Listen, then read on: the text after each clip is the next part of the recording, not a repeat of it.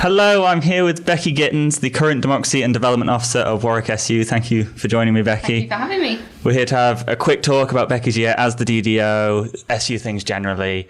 This is part of a series with all the SABs being done by Raw. So, Becky, begin with, personally, I'd say DDO is one of the least understood sabbatical roles. I don't know if you'd agree. Because yeah, I think I would. If you show up on your first day as a fresher and you see sports officer or societies officer, you kind of have an idea of what they do. But as someone who has now done the role for almost a year, how would you describe your role to someone who has no idea what the DDO does? As someone who's done my role for a year, I think I'm even less clear about what it is now. I'm kidding. So democracy and development is one of those really strange roles, and it's one that's sort of changed and evolved as it's gone along. So it's been finance, it's been commercial, it's been all sorts of things.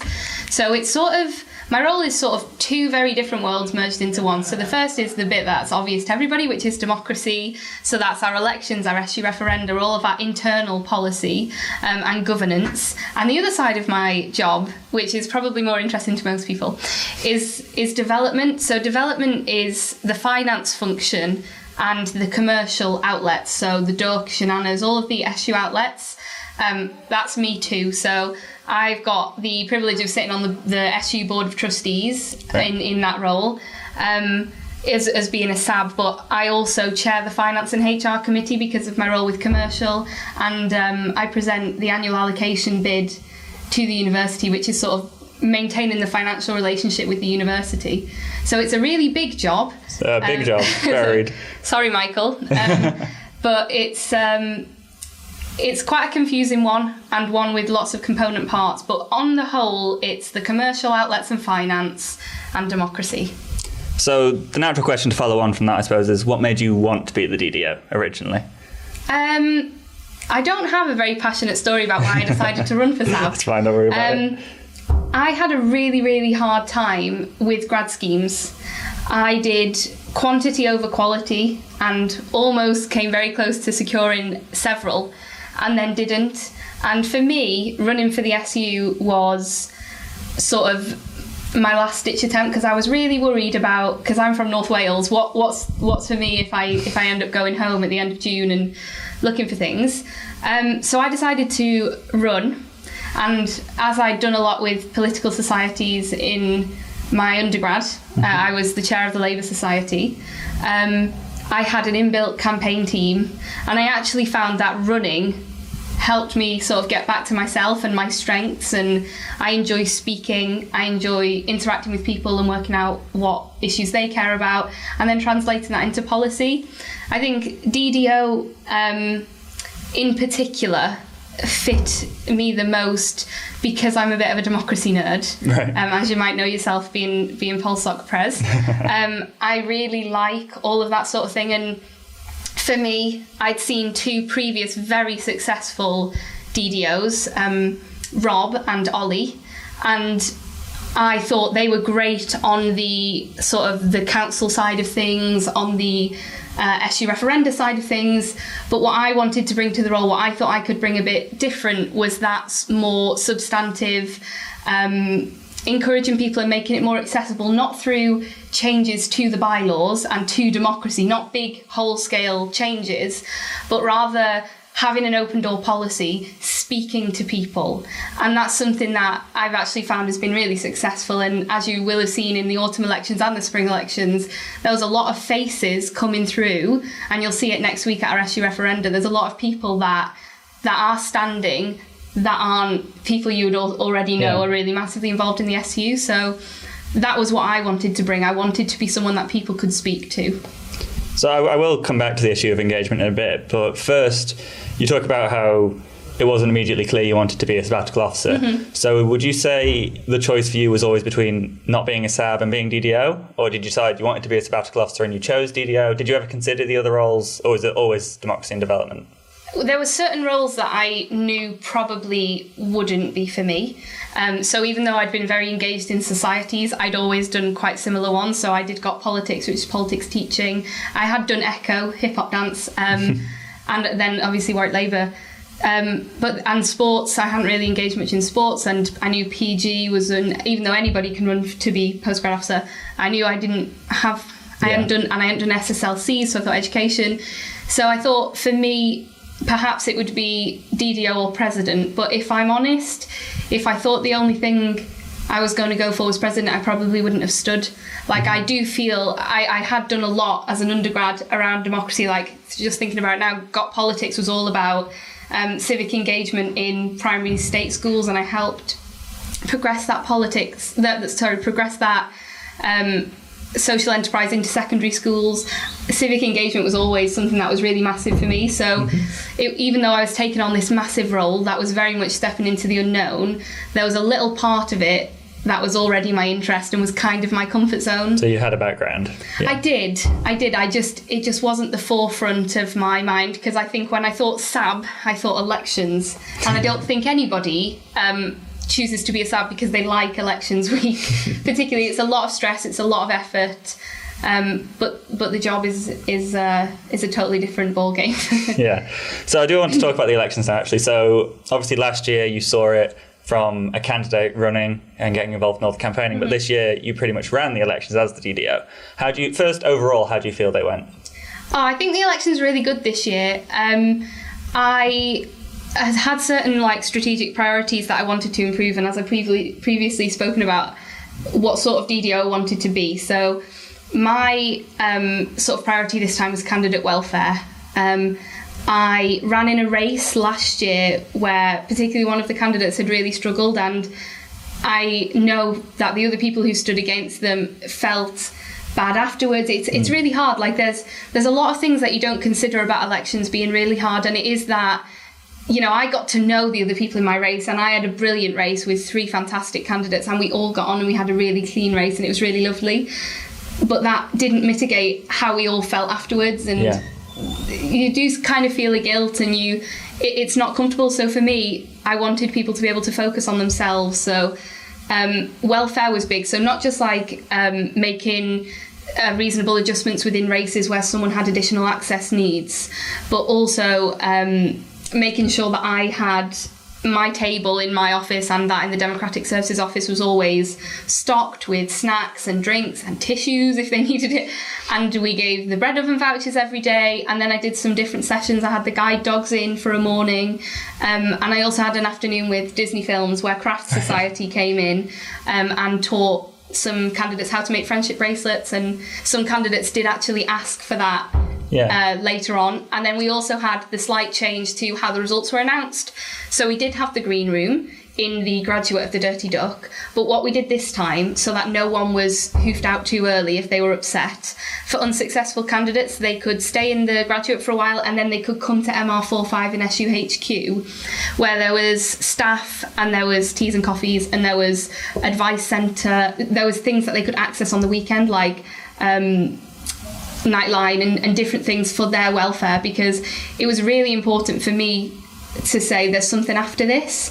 And then the week after, I ran a candidate futures session where we had some of our staff and some student careers and skills staff come in, and they ran one-on-one careers sessions with candidates who were unsuccessful. Right. So I just wanted people to feel like, because for me, the pressure I put on myself was because it was my last attempt to get something.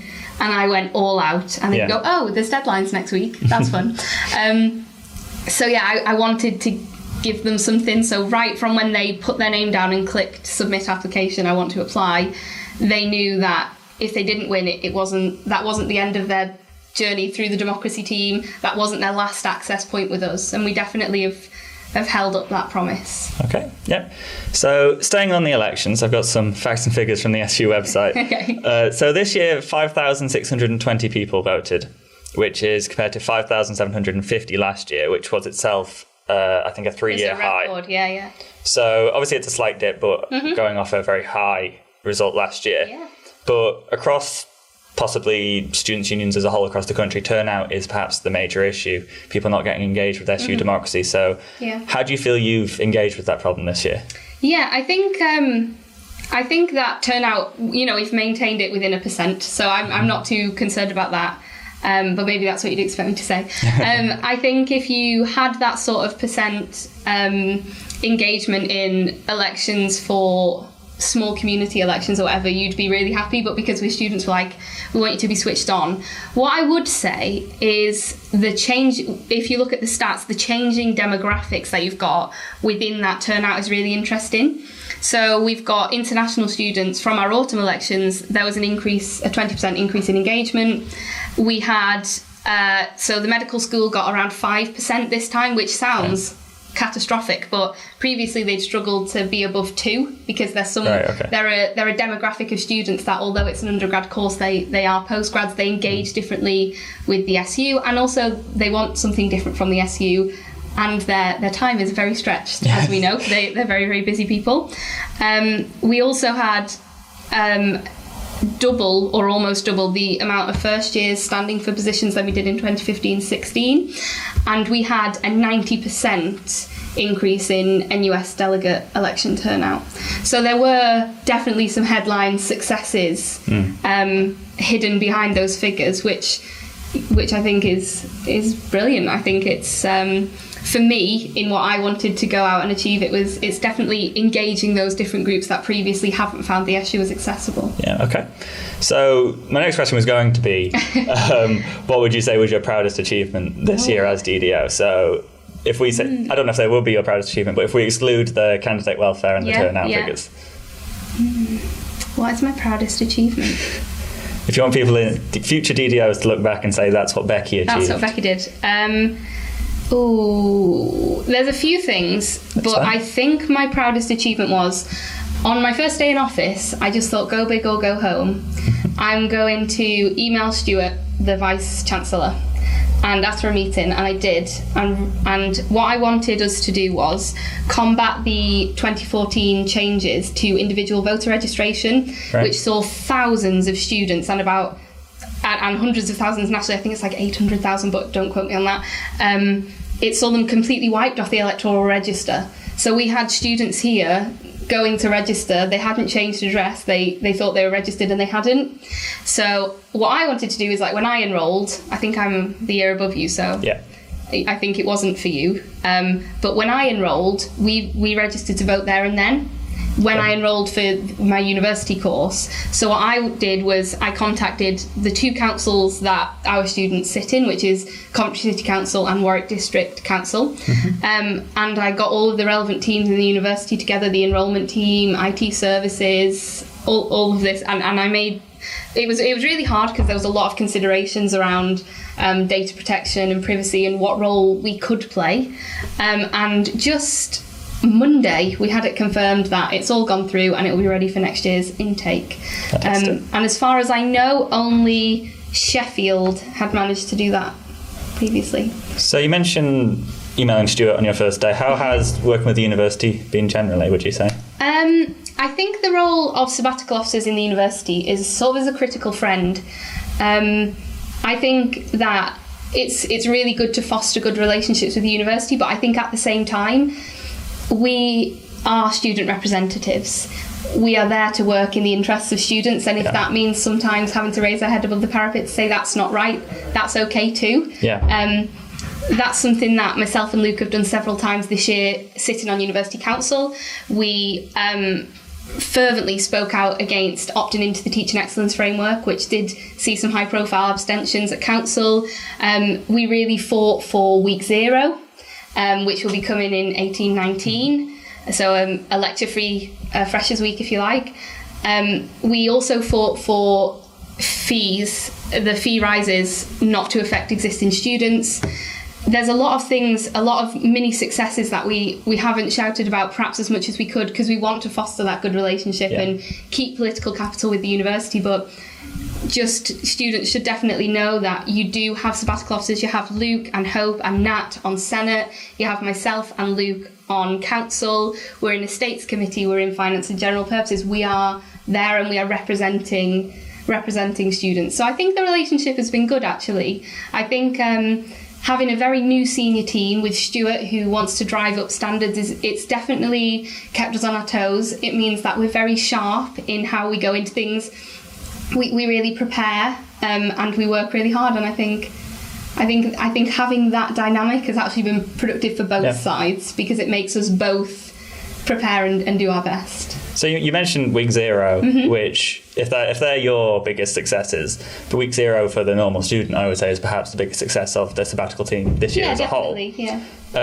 I think you spoke in your own manifesto about using a potential week 0 for greater democracy engagement for first year. So how do you see that working in future years? Yeah. I think when I get questions like this, people want you to say big grand plan, we're going to have this democracy or that. And I think really when it comes to democracy, the less formal, the better. The change fair that we held at the start of this academic year, which was democracy and academic representation, but also the environment and sustainability societies and campaigns. We had them together and that was really successful. That was actually one of the big drivers of the increased turnout that we had in autumn elections, the increased numbers from different demographics standing, particularly first years. I think something like that would definitely have a place in week 0, especially given that would mean that you wouldn't have to choose between going to Sox Fair, going to Sports Fair, or coming to this, or going to your introductory lecture. I think broadly as well, anything that is a good induction to the SU in week 0 is good for democracy. So like I've been really pro things like, okay, we'll invite Tesco in or someone local in to do some freebies with their I Love Commentary bags and teach students how to cook 3 easy meals. Yeah. If all of that is happening in the SU buildings, it really demystifies things. So I'm sure yourself, like before you were involved in RAW, probably didn't come up here, wouldn't have known it was here unless you'd had to go to the resources room for another society. I think making this a hub and making this a home is a really accessible way to make things accessible, because we gave a presentation this morning, the democracy team did, to new staff, and the point was made about the SU is like a family, and once you're in, you're in. And we have a really good rate of holding on to people who consistently come back and engage. And I think on the bigger scale, just having a week 0 where your SU is such a fundamental part of your induction would probably have good effects on democracy too. Yeah. Okay. Fantastic. So I want to look a little bit at your own manifesto from when you were originally elected. So if you go and look at it, it's still up on the SU website if anyone wants to look at it. You highlighted 5 policy priorities, which, just to run through them quickly, you had the SU app and greater democracy involved in it, quality housing on campus, a campus food bank, Swift cards for buses, and affordable food in SU outlets. So just generally, and maybe with reference to a couple of the specific ones, how do you feel you've got on with each of those? Yeah, so this is also something that I talked about a lot with the incoming SABs, is research before you do your manifesto, because some of the things might be in the pipeline, some of the things are difficult. I've made progress on all. So the SU app is in fruition, it's being developed, and we did have for the previous election voting on there, although it was in its very early stages, but we did have a couple of hundred people vote via the app. We also will have push notifications and the democracy calendar being able to be downloaded onto that. So that for me is like, yes, excellent. That's sealed in for after I go. Housing. Now, housing is a really interesting one. And I thought that my... obviously, I sit... Well, it's not obvious to everyone. We sit on the rents working group, and we've made sure that the rent escalation was... Like last year, there was a really big fight on the SAB's hands, but this year we managed to negotiate, we managed to keep it down. The big area that we've looked at for that one is off-campus housing. So myself and Luke have presented to the Warwickshire District Council, Town Council Task and Finish group. So we've had a lot to do with local, so in Leamington, different developments, making sure that the SU voice is heard there, engaging with different residents groups and presenting at different community forums, presenting the issue for students, because obviously the issue in Leamington and locally more broadly in Coventry too is that demand is so much greater than supply, which means you will get to July and there will be someone that has no choice but to accept that house that is the horror story and everybody says don't have that one, because essentially myself and Luke worked hard to say you can't leave this down to the market, and also with growing student numbers from the university we need to take responsibility for what happens to those students, and we need a seat at the table in negotiations. So that's very much an ongoing one, is housing. And with the new community project worker post in the democracy office, that will be something based in Leamington that's there to advocate for students, and I think that'll be a positive one. I have done a lot of work around the outlets. Okay. My main thing that I've got going on this term, if you haven't done it, please fill out the dietary requirement survey, is I would like there to be, I think on the whole, the biggest barrier to accessibility isn't cost. I think it's probably dietary requirements. So there was the success of the ethical eats ethos that was passed in term 3 referenda last year, and that's come in with a third of options on our menus in Shenanigans and the Duck being vegan and vegetarian, and those going to the top of the list, which has been proved really successful, and that was obviously a student-led initiative from Vegan and Veg Society. I've got a severe nut allergy, but I've also been chatting to students who eat kosher, who eat halal, and who have different dietary requirements. So for me, I would really like to have something around dietary requirement labelling. That would be, I think that would definitely be a key one for me, is something creative to throw to throw my efforts into in term 3. Although Theresa May did make my term 3 slightly busier a couple of weeks ago by announcing the general election. Problem I can relate to. Yes. So whereas the start of my term 3 was reserved to doing that, it's going to have to be pushed back slightly because I've thrown my efforts behind voter registration at the moment. So yeah. Okay. So looking forward now, I want to ask, for anyone currently a student considering running for a sabbatical position, any position, not necessarily DDO, what advice would you have for them? Find out what the job is first. I've worked a lot this year on making sure we get the message out about what the job is and pitching that to different students, because I think a lot of people only know about the forward-facing campaign side of what being a SAB is, and that is one small, well, not small, it's quite a large part, but it's one part. And depending on what your job is, it's a different different proportion of your job. You are a trustee of the SU. If you sit on a committee, you're also a trustee of the university. You are a director of a multi-million-pound turnover charity. It's a brilliant opportunity. I can't even express the number of opportunities I've had this year that I wouldn't otherwise have had. I would also say, when you're thinking about standing to be a SAB, don't think about, do I want to do elections week? Think about, do I want to do the job? Right. Because a lot of it is geared towards elections week, whereas if you look forward towards what's to come, you keep perspective.